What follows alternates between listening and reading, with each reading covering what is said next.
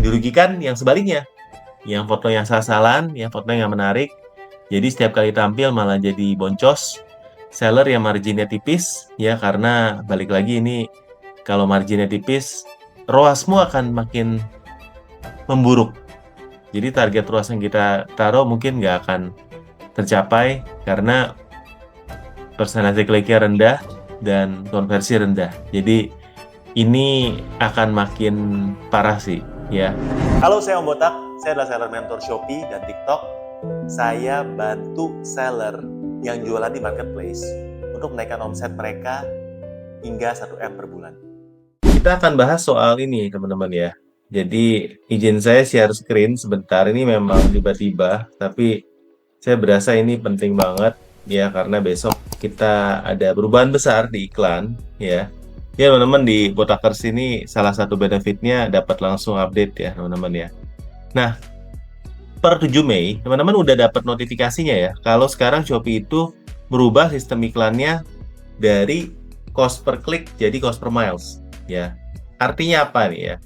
Cost per click dibandingin cost per miles, oke? Bentar, next ya.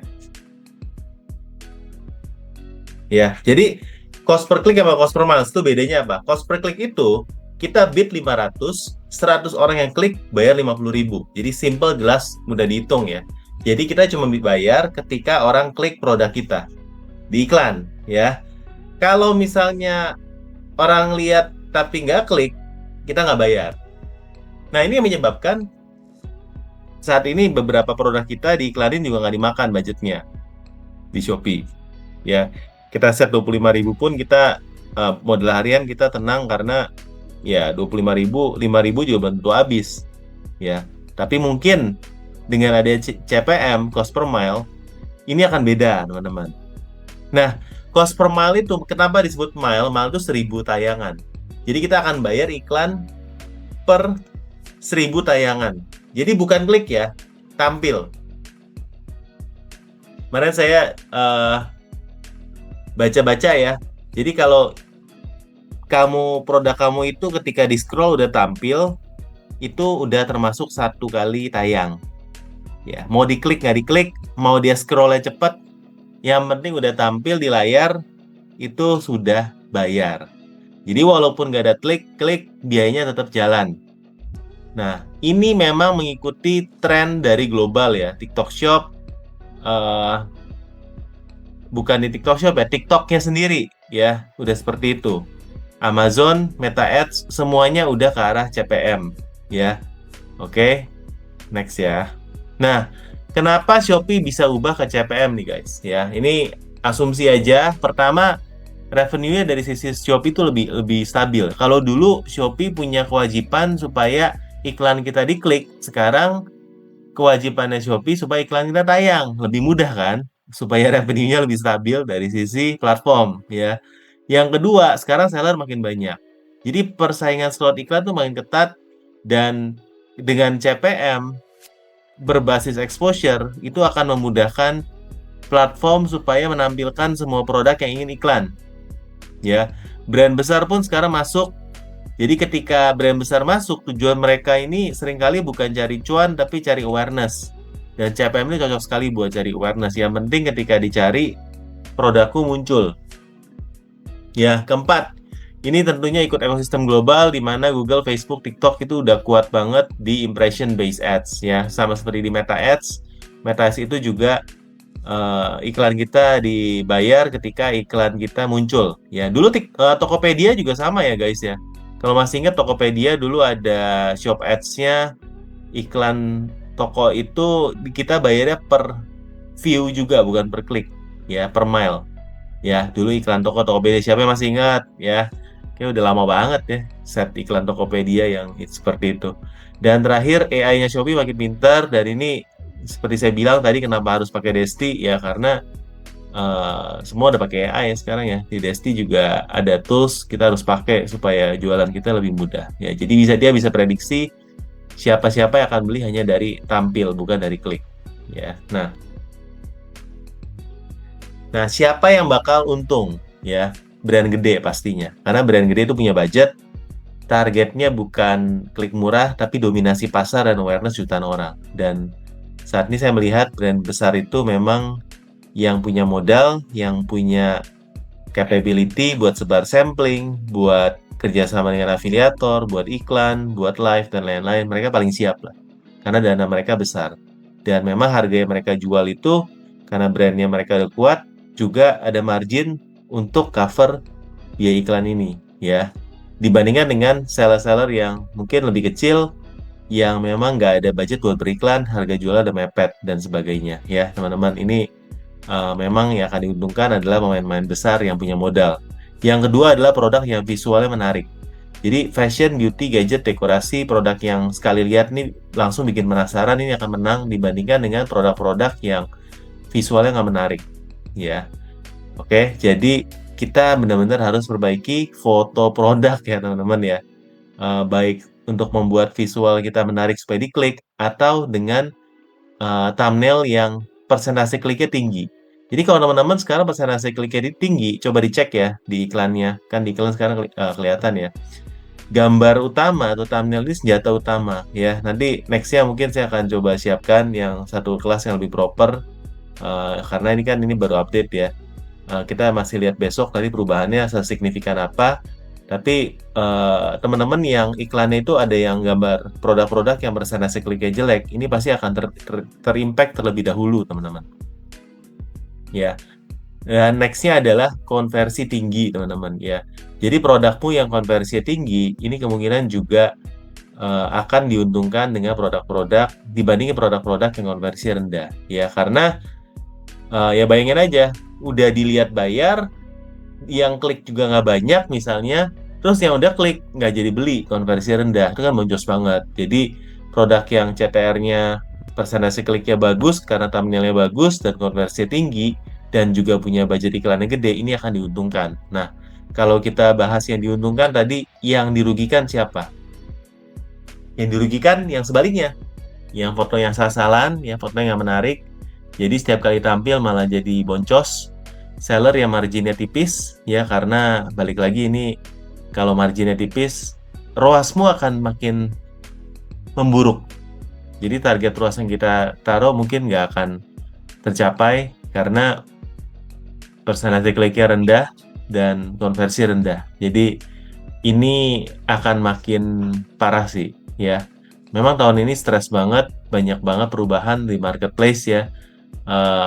GMV Max sendiri juga baru benar-benar aktif itu kan Juli tahun lalu kan ya, dan belum nyampe setahun udah berubah lagi nih caranya. Jadi sejak ada GMV Max kita benar-benar sudah banyak perubahan sekali.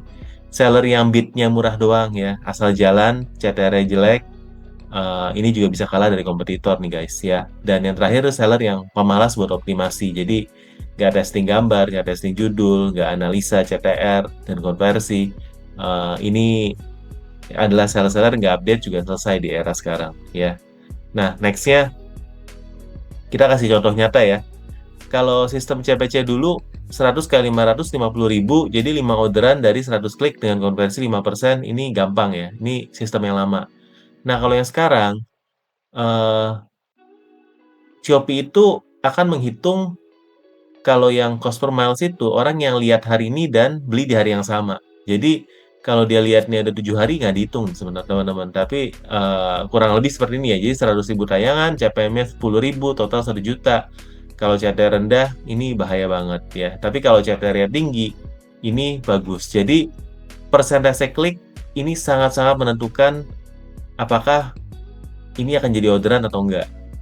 Kalau yang kliknya jadi banyak dengan biaya iklan yang kita keluarkan, ini sebenarnya ada potensi malah orderanmu akan naik ya. Tapi kalau sebaliknya ini bahaya sekali. Jadi kalau di sini kita melihat dua faktor ya, persentase kliknya teman-teman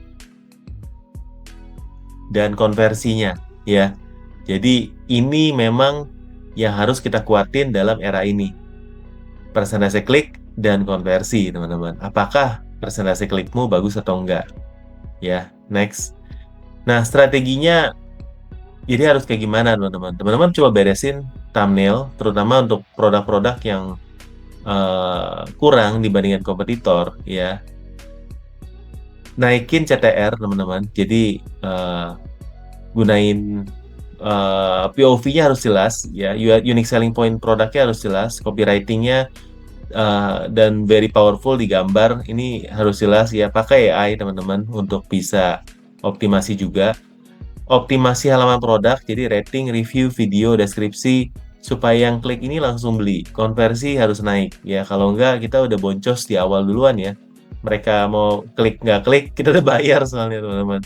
Dan pantau konversi, dan nextnya juga kita harus tes banyak kreatif teman-teman. Jadi 5 hal ini yang bisa dilakukan saat ini.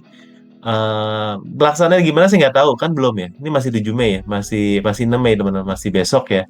Oke. Nah, prediksinya ya. Sekarang ini cost per klik ya, manual bidding, iklan kata kunci.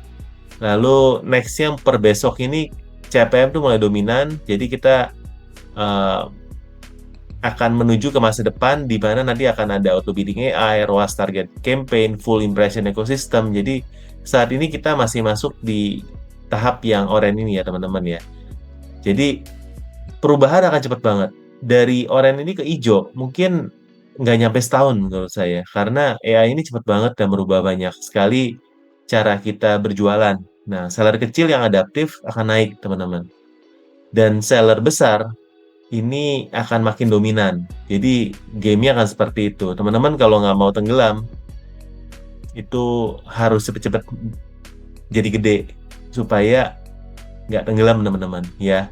Tapi kalau teman-teman mau survive main di niche market sebagai seller kecil, yang penting masih profitable, masih oke, teman-teman ya. Jadi jangan sampai stagnan, jangan sampai teman-teman nggak mau berubah karena perubahannya itu bakal cepet banget ya. Nah, perubahan ini bisa jadi ancaman atau peluang ya. Saya tahu banyak sekali perubahan tahun ini teman-teman ya. Dari sisi impor juga ini kan perubahan besar ya. Dari awal tahun ya kita melihat bahwa impor jadi mahal nih karena borongan. Nah, teman-teman justru ini mungkin momen buat belajar sesuatu yang baru jadi impor resmi ya. Nanti kalau misalnya mau belajar bisa. Teman-teman yang mungkin jualan udah lama nggak pernah pakai sistem buat omnichannel, nggak pernah sistem stok juga mungkin boleh nanti consider pakai Desti ya teman-teman supaya bisa dibantu ya untuk rapin stoknya. Nah, teman-teman yang sebelumnya udah lama nggak ngulik iklan karena dengan GMP Max tahun ini udah cukup nyaman. Mungkin ini saatnya buat ngeliat lagi, ngeliat beresin persentase kliknya tokonya, beresin konversinya, cek lagi kompetitor. Sekarang kompetitor cepet banget loh teman-teman. Karena dengan AI ini sebenarnya banyak hal yang bisa kita lakukan. Ya bahkan presentasi ini pakai AI dan saya buat cuma 5 menit teman-teman. Jadi em, banyak banget hal yang bisa kita kerjain dengan cepat. Coba utilize itu dan kita sama-sama harus bisa beradaptasi dengan perubahan yang ada ya. Tapi tetap semangat teman-teman, saya yakin untuk kesempatan kita justru ancaman ini bisa jadi peluang ini sangat besar karena kita yang adaptif sedangkan teman-teman seller lain pasrah. Ya, makanya teman-teman di sini senang banget bisa bergabung dengan komunitas ini ya Botakers. Mudah-mudahan teman-teman di sini cepat update ya, bisa saling sharing sama sama teman-teman yang lain. Dan kalau ada acara ngumpul ya teman-teman ya, kita Selasa depan itu kita bakal ke Faber Castle. Ini kesempatan yang jarang-jarang banget ya, bisa visit pabrik yang legend di Cikarang. Jangan sampai nggak ikut ya karena mungkin kesempatan ini nggak akan datang lagi untuk bareng visit bareng-bareng sama teman-teman. Ya, ini kita dapat akses di sini karena Faber ini kliennya saya. Jadi kita memang saya minta request buat boleh visit. Keren banget pabriknya, udah pabrik standar internasional ya. Jadi teman-teman kalau bisa ikut ya, sayang kalau nggak ikut. Ini udah kayak study tour tapi bareng sama teman-teman komunitas, pasti seru saling kenalan ya. Yang belum daftar nanti tinggal daftar aja di grup buat teman-teman. Eh, Ya paling itu aja. Jadi kalau yang mau ajak temennya boleh, tapi ini sebenarnya khusus member sih teman-teman. Jadi kita buatnya eksklusif juga buat teman-teman member, buat adain activity-activity kayak gini. Oke? Itu aja mungkin ya, udah agak overtime nih teman-teman ya, sampai 9.30, tapi saya rasa update ini cukup penting buat kita semua sama-sama tahu hari ini. Sampai ketemu nanti di acara kita hari Selasa depan ya, di Cikarang ya, buat teman-teman yang udah daftar. See you on Tuesday. Selamat beristirahat, selamat malam, dan selamat ngulik buat perubahan yang akan terjadi besok. Bye-bye. Buat kamu seller yang ingin omsetnya 1M per bulan, subscribe channel Cerita Om Botak supaya kamu dapat konten-konten daging setiap harinya.